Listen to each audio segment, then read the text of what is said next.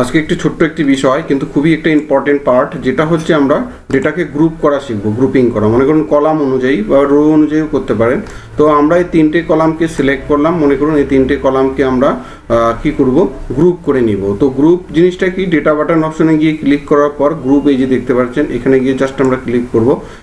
আমরা এখানে drop down মেনুতে গিয়েও ক্লিক করতে পারি আমরা গ্রুপ করার জন্য, বা এখানে তারপরে করে এখানে গিয়ে ক্লিক করবেন। তো এরকম চলে আসবে একটা অপশন। এরকম আপনি কিসের উপর গ্রুপ করতে চান, রো না কলাম? আমরা কলামের উপর যেটুকু ডেটা সিলেক্ট করেছি সেটুকুর উপর ওকে করে দেবো। জাস্ট এখান থেকে এতটুকু দেখতে পাচ্ছেন গ্রুপিং হয়ে গেল। তো এখানে ক্লিক করলে, মাইনাসে ক্লিক করলে দেখুন আপনার হাইড হয়ে যাচ্ছে, আর প্লাসে ক্লিক করলে আপনার দেখাচ্ছে। তো এটা হচ্ছে গ্রুপ। অ্যান্ড আপনারা যদি আনগ্রুপও করতে চান তাহলে এটুকু সিলেক্ট করে ডেটা বাটনে গিয়ে গ্রুপের পাশে আনগ্রুপ যে অপশন রয়েছে, আপনি আনগ্রুপ ক্লিক করবেন। তাহলে আপনার আনগ্রুপ কলাম কিনা রো কি করতে চান সেটা সিলেক্ট করে করুন। অবশ্যই আমরা কলাম কি করবো, তো এটা এরকম। তো গ্রুপের ক্ষেত্রেও খুবই একটা বিষয়।